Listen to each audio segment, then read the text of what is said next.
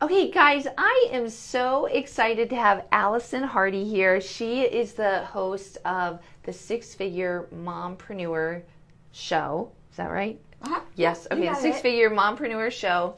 Allison Hardy, I have been kind of stalking her for almost a year now, and I commented on one of her Facebook Lives, and I found out that we live in the same city, and I got so excited. So we are actually doing an in-person interview right now.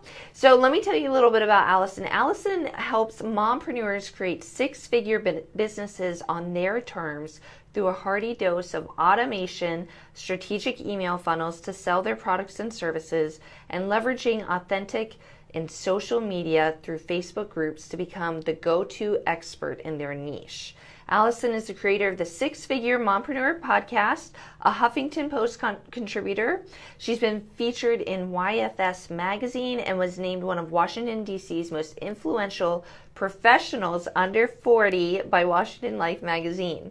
She's also the wife to Tyr and mom to 6-year-old Camden and 1.5-year-old Nora. So Allison, welcome to the show. Thank you for having me. So happy to have you. Allison, I would love for you to share with our listeners a little bit about your story of how you got to, you're incredibly successful. I had such a hard time narrowing down the topic of what I wanted you to talk about. So we're going to talk about a few things. Allison is going to talk about lead magnet generation and Facebook groups and a little bit about her legacy mastermind. But before we jump into that, Allison, why don't you tell our listeners a little bit about your journey of how you got to where you are now? Sure. So first off, thank you for having me. I'm excited to be here. Yeah. So my entrepreneurial journey started when I got laid off at 6 months pregnant from my 9-to-5. I went to college. I did all the right things. I checked all the boxes. I had the job, and that's what I was going to do until I was 65 years old and retired. So I got laid off at 6 months pregnant, and with my job, I didn't have maternity leave. Oh, wow. So I was going to work until the day I had Camden, and then we had saved enough for 5 weeks of leave, and then I was going to go back to work. So me getting laid off at 6 months pregnant did not work financially for us and put us into some really bad financial situation. Thankfully, during that time, I had a super hobby status personal training business. I would train my friends in our backyard and on the weekends, for fun. Right. Because I don't have enough on my plate. Yeah. So I took that and I was like, you know what? Maybe it's time. Maybe it's time to make this thing full time. Because let's be honest, nobody was going to hire a 6 month pregnant person. It's just not going to happen, right? Right. And with teaching, so this was in June. I taught at the college level. So teaching positions open up in February. So there were no jobs at all for me to take in my field. So I decided this was it for me. I was going to do this whole crazy online thing. And I partnered with an MLM. Okay. And offered their products alongside of my personal training services. Yeah. And I started working with clients in person, and then I brought on an online component so I could scale quicker. Yeah. So thankfully, I was able to replace my 9-to-5 income in those 3 months, which was great and wonderful on paper. But I totally burnt myself out. Hustling 16-hour work days. I went to preterm labor a couple times. I wasn't eating. It was crazy. It was insane. Then after I had Camden, I had a nice hearty dose of postpartum depression, and couple that with crazy work, and it just didn't work. And during that time, during that those terrible times, I always went back to what I really loved about my business. The personal training was great. Clients got results. That's cool. But what I really loved was that mentorship that I did with my team members. And a lot of my team members were really successful as a result of, our partnership with our MLM. And I was like, okay, maybe I just need to shut all this stuff down and transition into business coaching. And during that time, the MLM I was partnered with changed their model. Yeah. And it killed my business. Yeah. So I was like, okay, again, writing on the wall here. That kind of helped you make that shift. Right. I saw okay, this wasn't working anymore, so what's next for me? So I transitioned to business strategy coaching because that was kind of always what I really loved about that partnership. Yeah. And the rest is kind of history from there. Wow. Granted, there's been lots of like detours and backups and all that, but that's, for the most part, that was that transition I made. That's amazing. So it was all really quick. That is really quick. Yeah. Oh my gosh. Yeah. Okay, so that's awesome. Thank you for sharing that with us. And Allison, I would love for you to talk to us about lead generation. Maybe like explain what that term even means. Yeah. Allison, guys, is like an expert on lead generation stuff. So I'm super excited for her to share her wisdom on that. So yeah. Sure. Okay, so what is lead generation? Lead generation is getting qualified people in your network. So qualified ideal clients in your network. So there needs to be some sort of mechanism, especially especially for your online business, but really if you have a brick and mortar too, right. There needs to be some sort of consistent lead generation happening in your business. Yes. And as far as I am concerned, the easiest way to do this is through some sort of like automated something. Yeah. So an example is a lead magnet. So a lead magnet is something free that you give someone in exchange for their email address. Right. So what you do during this is you deliver them like a free, high quality, like really big value something in exchange for their email address. So once they get that, once they put their information into your form that you create, then they get put into an email nurture sequence. Mm-hmm. So what that does is it builds the know, like, and trust, tells them why you're the expert, because you're the expert in the field. Right. And like shows them like what you do basically. Yeah. And then eventually you pitch them for something. So like, how do we do this, right? That's what I always get. Okay, that sounds great, Allison. Yeah. But how? So I enjoy Facebook ads. I enjoy Instagram ads. I think they're phenomenal. Mm-hmm. I think for the capabilities that they have, like guys, you can like narrow down to zip code, or you can narrow down 100%. To like ages. You can narrow down to if they're married or not. You can narrow down to like if they like Target and coffee. Like you can get really, really specific in this. So like once you know who you work with and who your ideal client is, you can get super, super specific in your targeting. Yes. And so then when they come up, they come across your ads, it's an easy yes for them because they're like, oh my gosh, like Joy totally gets me. Yeah. You totally get me because of the copy, what you write, and how you tell them what you're doing. Yes. So, and I think for like, everyone always bashes Facebook and Instagram ads, but really like if we look back at like advertising, your ROI or how much it's going to cost you is a whole heck of a lot less than like really anything else. Right. So like if you're listening to this and you're like, I hate Instagram ads, I hate Facebook ads. Yeah. I would argue to really, number one, lean into that because I think that's telling you something. But number two, like give it a chance, or if you haven't had success with it, like buy the course. Yeah. Or work with the person. Yeah. And just to interject here, like Allison, you would build. I think I heard you say this in one of your podcasts that you have ads running just all the time. Yeah. Right. Sometimes I spend $5 a day on ads. Sometimes I spend $100 a day on ads. It just depends on what I'm doing at that time. Right. So like I'm only spending $5 a day on ads because I'm not really launching.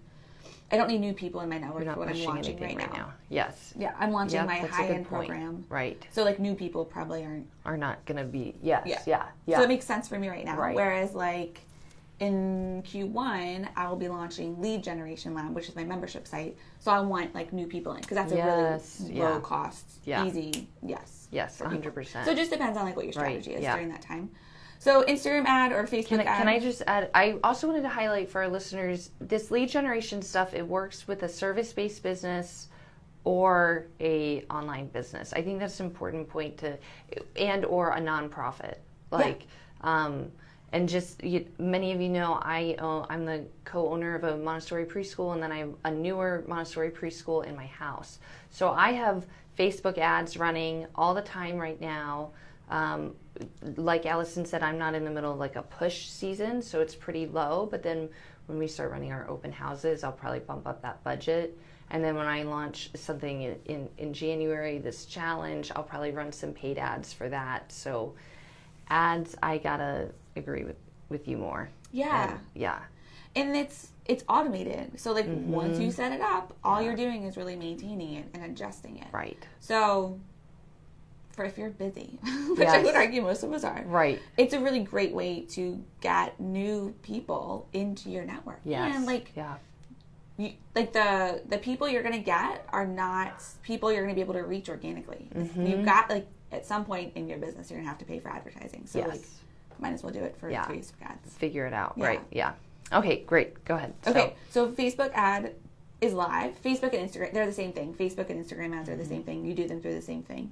So Facebook ad is live. That gets, you know, pushed to people for your lead magnet or like a free trial for something or, you know, like something like apply this to your business. And then, from there, it's a form. They get put their information in and then they get sent automatically through your nurture sequence. So all of these things, like those 3 components, need to be hooked up to one another. So you're not manually doing it yourself. I see that a lot. Yes. Yeah. Oh, yeah. Yeah. When someone responds to your ad, you don't want them to have to wait to get your free thing or your free trial for you to like send it to them. It needs to be automatic. Right. Yes. And that is what I teach in our Brilliant Life business. Allison teaches that as well, to create these automated systems for your leads. Once you get those leads, how to automate them into sales. So, Okay. So Facebook ads would be one source for lead generation. And do you have any other suggestions for lead generations, or do you want to talk about Facebook groups? So we can segue into Facebook groups for sure. Because I think Facebook groups are a great way to generate leads. So if you decide to start a Facebook group, or if you are in a Facebook group, someone else's, there are like free groups out there that are oriented around, you know, the pain point that your business solves or the type of person your business solves. Right. Those are kind of like the 2 kind of main Facebook groups. Yes. And so you can, especially if you own the Facebook group, like I'm a big fan of owning Facebook groups. I think they're awesome. Yeah. You can have things set up in your Facebook group to generate leads for you. Again, I'm all about the automation. Like I think like as much as you can automate, the better. Yeah. Because it shows up for you when you're not showing up. So like in your Facebook group, you can have systems within it to help people see your lead magnet, your freebie, whatever it is that you have. And so it's a really easy way to present that information to them. Okay. In a way that isn't like pushing it on them. You know, nobody wants to feel salesy or, you know, like that. Right. But it's a really like heart-centered way of doing it. Yes. So so like if you're, for example, like my Facebook group is oriented around my ideal client. So you want, when someone comes across your Facebook group, you want it to be very clear if it's for them or not for them. Yeah. And it's okay for things not to be for people. Like we are here to serve a specific person. And you're not here to serve everybody. Right. So your name of your Facebook group is a really great way to make it very clear like who it's for and who it's not for. Right. That's a good point. So that's a great way to do that. And a lot of times I hear people saying, well, okay, it's great to have a Facebook group. Mine's totally dead. Nobody joins. And I get that. I understand that. When you first start out, nobody's going to join because it has 2 people in it or 3 people in it. Right. So know that it is definitely like a long-term game as opposed to a short-term game. Yes. But there are things that you can do to like jumpstart your Facebook group. So you could start with like a challenge or like a video series or like a 30-day something you do in there. Send a Facebook ad to people and have them join your group, and that's like where it lives. And then you can also leverage the Facebook algorithm. Like it's there for you, so might as well use it. Right. You know, there's certain things that Facebook loves and certain things they do not love. And so you need to learn what those things are that they love. And when you start doing that in your group, Facebook will push it. Right. You'll appear in the right-hand side. You'll appear in the suggested groups area. There's all these places that your group will organically appear because you're playing the Facebook's algorithm. So as great as like a paid traffic strategy is, you can also really like hone in on an organic strategy. Right. To get your group pushed to other people. Yeah. And, you know, Facebook's algorithm really favors groups over pages. It used to be if you had a page, you know, you could like everything that you were posting would show up and anybody who's liked your page. But that really, I just took this Facebook course and they said only 5% of what posts on pages is showing up in people's feeds who like your page. So, but groups, if you think about it, if you're part of a face group, if you're listening to this, groups like show up in your feed all the time. Like I get the information and notifications from group posts all the time in my feed. So Facebook really loves groups. And then, right, what Allison is saying, then you want to do a little research, like what within groups, what does Facebook really like you to do? Now, Allison, do you feel like there's certain things that Facebook likes you to do, or are you suggesting listeners just kind of experiment and see like what gets more interaction within their group? Yeah, there's 4 things that Facebook wants you to do. Yeah. So the first one is Facebook Live. And I always hear people say, oh, I don't love Facebook Live. I don't want to do Facebook Live. It doesn't matter. Like, at the end of the day, it doesn't matter. Like, we're at the point now where video is king on social media. And if you're growing a business, especially if you're using social media to grow your business, like, you just got to get on the Facebook Live bandwagon. You have to. Like, there's no getting around it. Got to get over it. You do. Yeah. Yeah. And that's a little blunt, but it's true. Tough love. Yeah. Yeah. But I think I read a stat the other day that said by like 2021, 95% of Facebook's going to be video. So like, wow. It's time. If you're not doing Facebook Live, it's time. Wow. Yeah, it's crazy. So you got to do Facebook Live in your group. There's no getting around it. Facebook wants you to do Facebook Live. That's why it's there. They rolled out Facebook Live to like compete with Periscope. Were you on Periscope back in the day? We did. Yeah. I did Periscope. Yep. So Facebook realized, hey, everybody's leaving Facebook for Periscope. We need to roll something out to compete and get people back on Facebook. And that's their big thing. They never want people leaving Facebook. Yes. Yeah. So like when that came out, you would get crazy traffic doing Facebook Lives because they were really promoting it and pushing it during that time. Now, a couple years later, it's not as extreme. Right. But, like, you need to do Facebook Lives consistently. Yeah. They like it, so do it. So that's the first thing. The second thing is engagement. You got to get people talking. So for everybody's group, this is different. It looks different for everybody. But, like, having really clear call to actions that are easy for your group members to do. Right, yes. So, like, give me an emoji if you agree. Tell me if you're live by giving me a live in the comments. Give me a replay if you're watching on the replay. I say that all the time. Yeah. Or like asking questions that are easy for your group members to comment on. So an example of this, I have a client who's a health coach, and she was like, Allison, my group is just dead. Like there's no one talking. I think I'm going to shut my group down. And I was like, well, what's going on? Like, how are you acting? What are you doing? She goes, well, the other day I went in there and I asked, how many pounds do you want to lose by the end of the year? And I was like, well, that's the problem. Like, it's not awkward at all. I have the answer for you. Nobody wants to identify that information. What? I was like, what? You know, she was like, what do you mean? It's a weight loss group. And I was like, I get it. But, like, nobody wants to talk about that. And she was like, well, what should I ask again? And I was like, well, you should ask, like, what was something that you felt like a total boss doing yesterday? Or what was a win you had this week? Like, ask things that are easy. Yes. Right?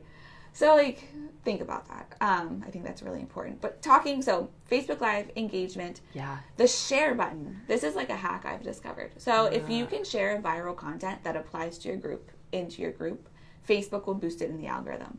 So an example of this is about a year ago, I was like, my group's dead. Like, I'm just going to try a bunch of things. I was having a really hard time with my group for some reason. Yeah. I felt like there was, like, nobody that was talking in it. It, like, wasn't filled with ideal clients, and I was, like, frustrated with it. So I was like, I'm going to experiment, see what happens. Yeah.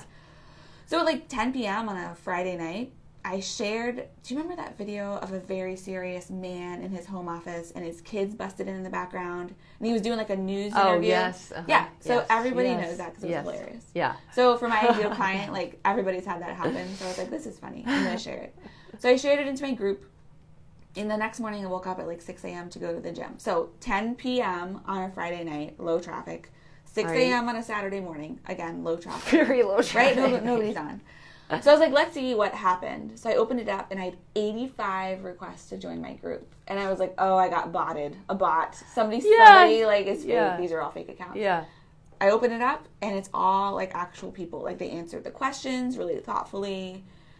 Like, good. Like, it's people. It's actual people. And that's not normal. Like, usually I have, like, 8 people join a day, not 85. Yeah. So I was like, whoa, what's going on here? So I messaged everybody. Not everybody. I messaged, like, 10 people.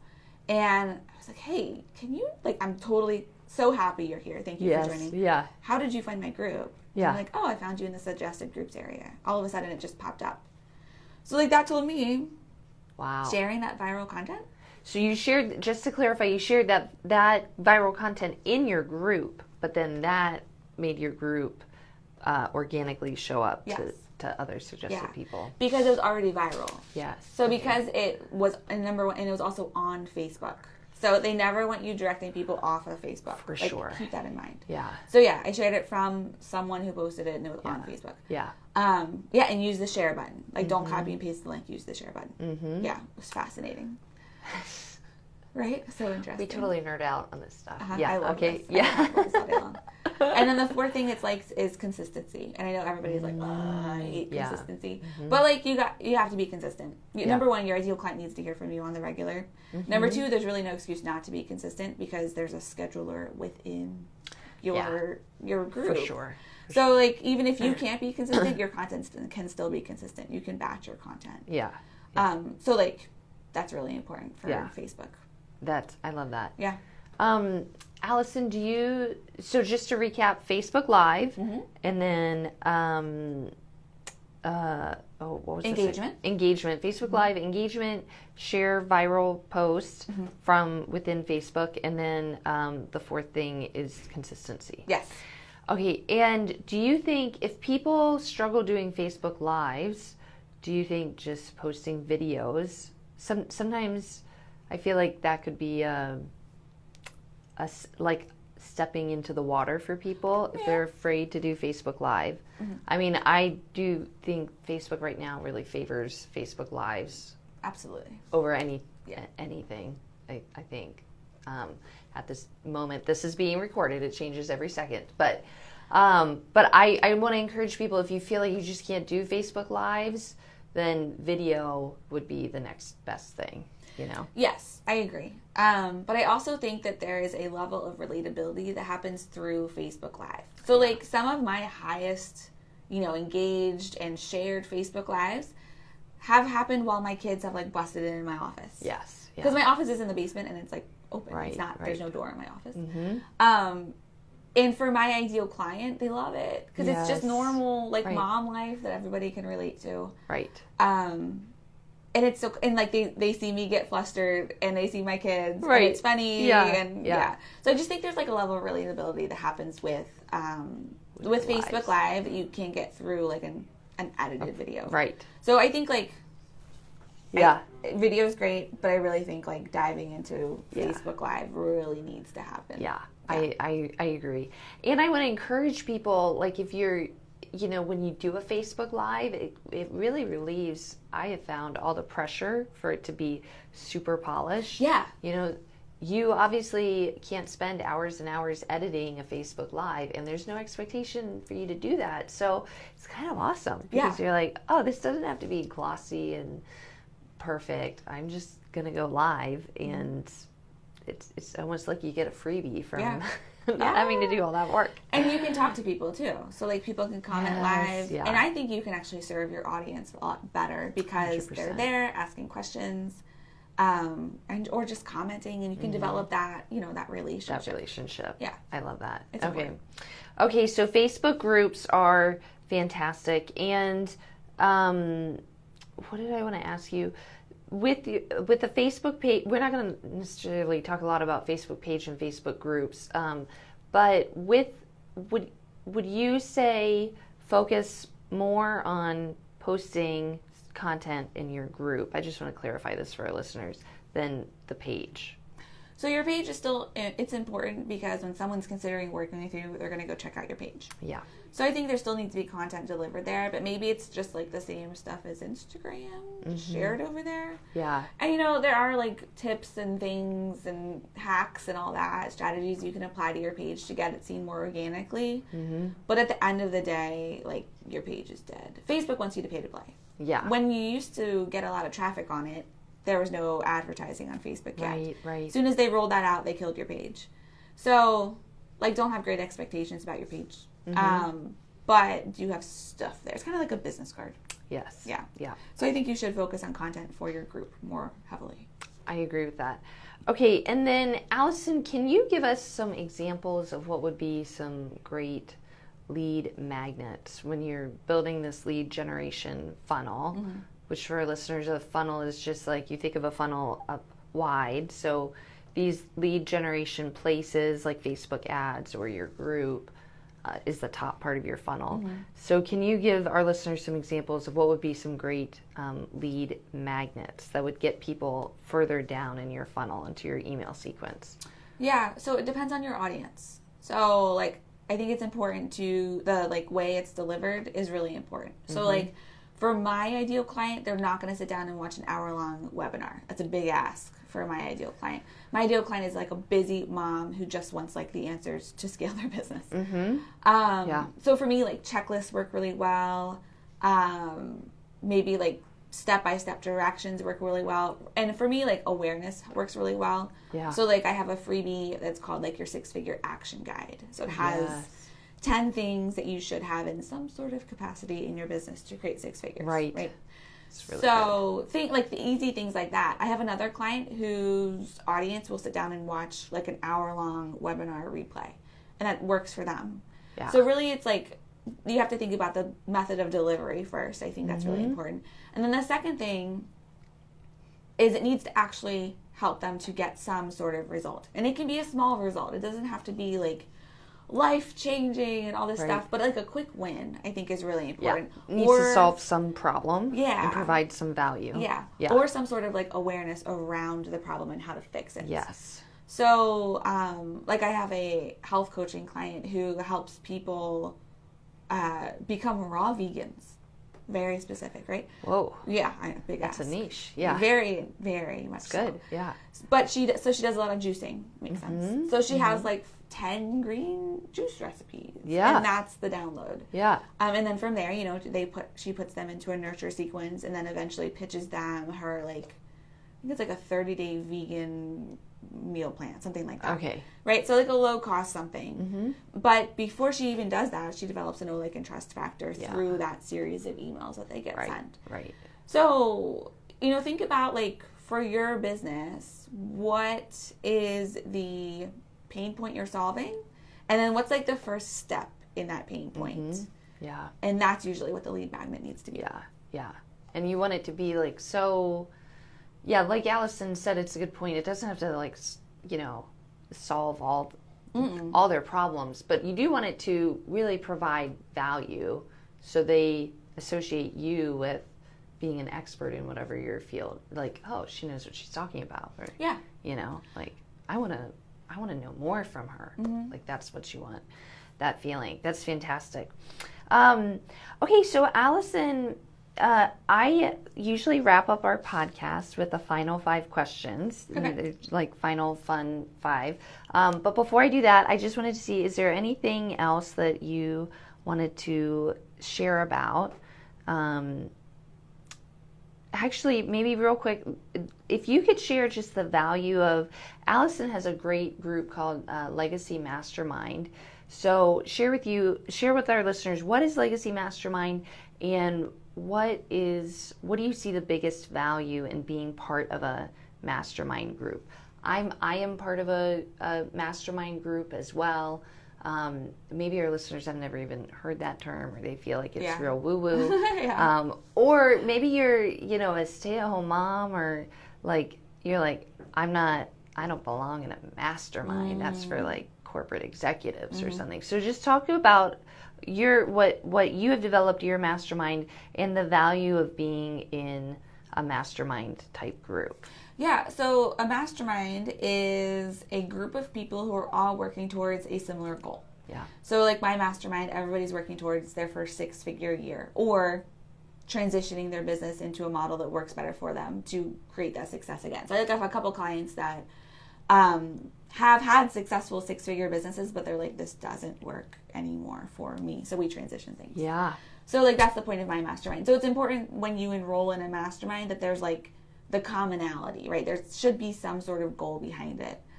And so what it is, it's basically like a think tank.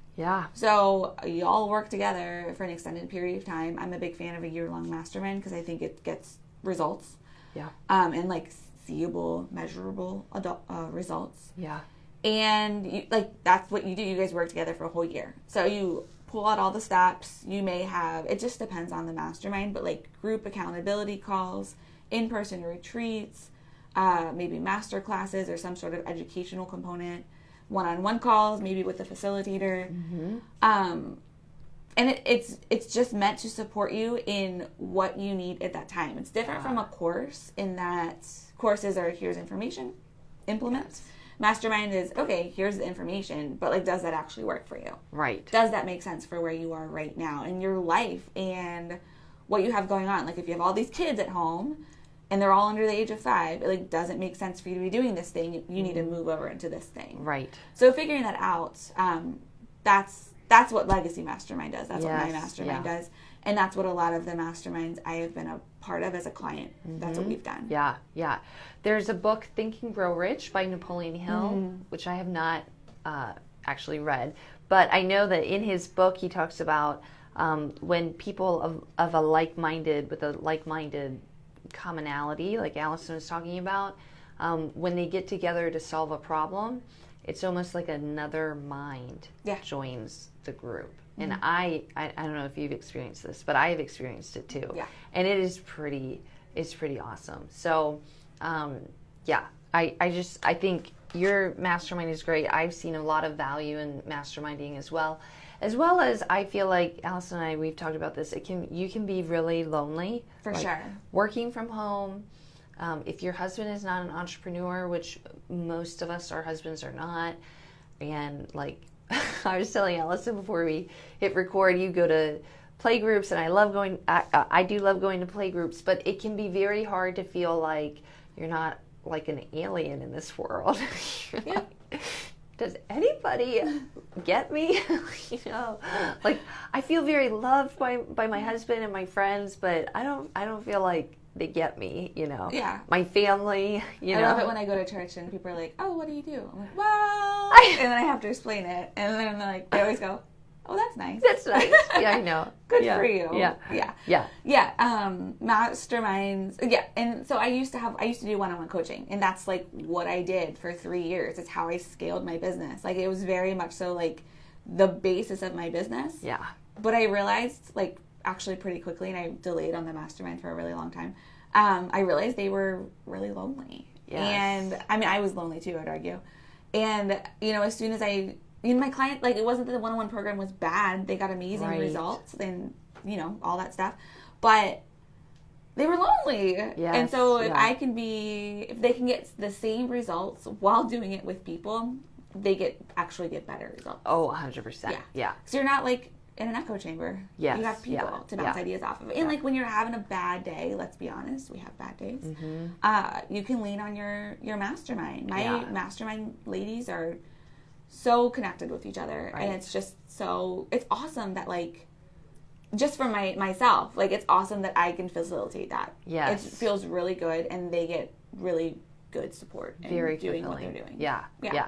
And I think if you're thinking about that, but you feel like you can't take the plunge quite into that, or if that feels like a big commitment financially or time-wise, I think you could try someone's like group coaching program, because that's it. Depending on the group coaching program that it is, or like group coaching course, that can be like a taste into that is how I started out doing like a group coaching, and then I was like, wow, I'm seeing the benefits of this. Like, what if it was on like a whole nother level of the benefits of an actual mastermind? So, okay, thank you for sharing that. Okay, so is there anything else, Allison, that you wanted to share with our listeners? I think like the main takeaway I always try to relay is that your business is different than everybody else's. Like, you are yourself, and that's good. And you don't need to try to like fit into the box that you think you should prescribe to. So like, I love that. If you're hearing like what I just said, like if you're like, I don't want a Facebook group, like that's cool. You don't need a Facebook group. It's just a thing you can consider. So like, you really have to, when you're growing your business, brick or mortar or online, like you have to do the things that feel good to you. Yeah. And if it feels weird or bad, over and over and over again. I'm all about like getting out of your comfort zone to like grow. I think that's really important. Yeah. But it also like has to be in alignment with what you want and what your goals are, and like it has to fit into your life. So if it doesn't, if you're super stressed about your business all the time, then like something has to change. And so maybe like the way you act in it, the way you do things in it, maybe the way you invest has to change. And like you can have those things that you want. So like if you want a 6-figure business, or if you want to bring your husband home, he hates his job, and like you can do that. Yes. It's just a matter of like figuring out what that looks like for you. Right. You don't have to do it in one way. Yeah. Yeah. And I think that's what I immediately was attracted by Allison by, is that we both share a common belief of, you know, with Brilliant Life and with what you're doing, Allison, is that you can design that life that you love. Yeah. You know, you have to identify what it is what you want. And then you have to have like the courage once you're in what you thought you wanted to be like, no, this isn't actually what I wanted. But to just not buy into that lie that you just have to live with the status quo. Yeah. If that's not what you want. If that's not what you want. Right. So yeah. You just have to get really unapologetic about it. And if you know that there's more for you out there, you keep having that like desire, it keeps coming up, like that's okay. But you have like to go where other people don't go or aren't willing to go, it's gonna take some serious guts. Yeah. So just know that going into it. Yeah. Yeah. I love that. Okay, so Allison, what is one of your favorite books and why? Oh, Big Magic by it's the woman who wrote Eat, Pray, Love. Oh. Do you know what? Okay. I cannot remember the name of the author. I can't remember the name. It's an amazing book. Is Big Magic, is that fiction or nonfiction? Fiction. Oh, sorry. I'm sorry. I was like, should have helped you out. No, it's okay. My mom was a librarian. Oh, yes. You're not a librarian. So it talks about creativity. So maybe it's fiction, nonfiction. I don't know what it is. Is it like a story? Like no, it's not like a novel. Okay, so then it's nonfiction. Okay, okay, got it. Okay. So it talks about creativity and how creativity, it talks about it like it's this living, breathing thing and how it goes around and like influences people. It's just a really cool way of thinking about creativity. Yeah, and I have an art background, so I always love things about creative people. Yeah. Oh, that's great. Yeah. I do not have an art background, so I love reading books from creative people to help me out. Okay, so what podcast are you listening to and why? I listen to Stacey Tuschel's Foot Traffic podcast. Oh. I was in a mastermind in 2018 with her. Okay. And I just really respect her and everything that she's doing. She has 2 brick and mortar dance studios and then like a ridiculously successful online business. I mean, she really approaches things from like a very CEO mindset, which I love. And then another one is Mums with Hustle with the U, M-U-M, with Tracy Harris. I'm in her mastermind in 2020, so I'm excited about that. But she, number one, she's Australian, so she has a great accent. Yeah, doesn't get better than that. Yeah. And she's very heart-centered and very much, she's like kind of the opposite of Stacey. Like, what do you feel like doing? How does it feel? So it's kind of like, it's both of my sides kind of coming together. That's fantastic. Yeah, so I love her. She's really big on Instagram, so I always like learning about Instagram too. Okay. All right. If you could live anywhere in the world, you could take your family, your friends, where would you live? That's a good question. It would either be like on the beach or in Rome, Italy. Ooh, yeah. Either one. I visited Rome. Rome is like my number one place I needed to go before I die. And so I went in 2018, so now I can die very happily. Yeah. Please don't. I don't plan on dying anytime soon. If it happens, no, I was happy. When I went, having an art background, I wrote my graduate thesis on the Sistine Chapel. So like, I went and it was like one of those experiences like, where I was just like, wow, this is it. Like, this is it. Yeah. I get like a little emotional talking about it because it was like so amazing. So yeah, that would be the other place. I love that. Okay. I have not been to Rome, but it is on my bucket list for sure. I haven't been to Italy. So it's a life-changing experience. And we're going there in Legacy Mastermind in 2020. It's totally a selfish. You heard it here. I know. No, I'm sure everyone appreciates that choice, though. Yeah. It's going to be me. Yeah. All right. So, Allison, where can people find you if they want to connect with you more? Yeah. So, since they're listening on the podcast, my podcast is called the Six Figure Mompreneur Podcast. So, we can hang out there. And then my Facebook group is the Six Figure Mompreneur Community. Yay. Awesome. Well, thank you, Allison. It was so great to have you. Thank you for having me. All right. Take care.